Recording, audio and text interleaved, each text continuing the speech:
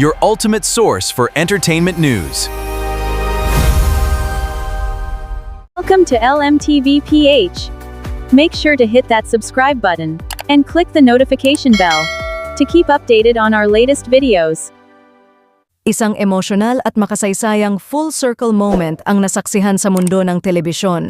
Ang dating child star na si Isis Seguera balik sa kanyang tahanan, hindi na bilang contestant, kundi bilang isa na sa mga direktor ng Eat Bulaga. Sa kanyang social media post, inamin ni Ice na nakaramdam siya ng kaba sa kanyang unang araw sa trabaho.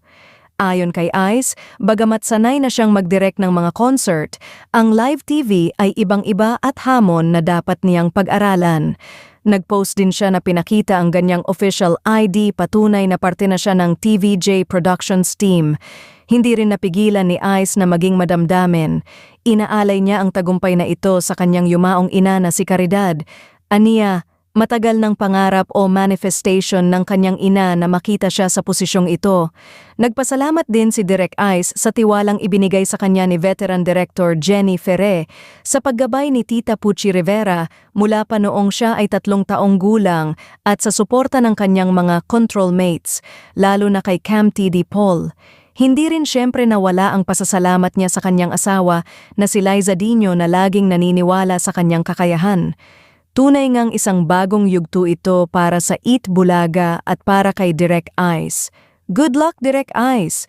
Abangan natin ang mga susunod na episode na ididirect niya.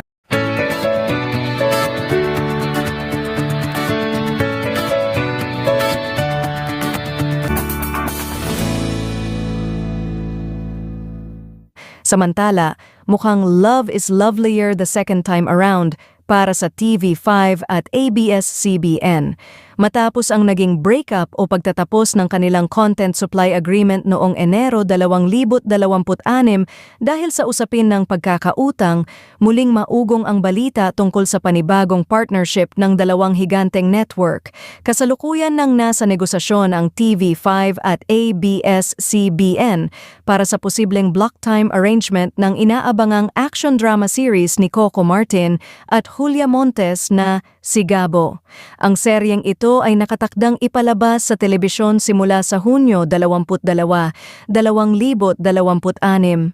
Hindi lamang Sigabo ang nakataya sa usapang ito dahil may iba pa silang pinag-uusapan na agenda.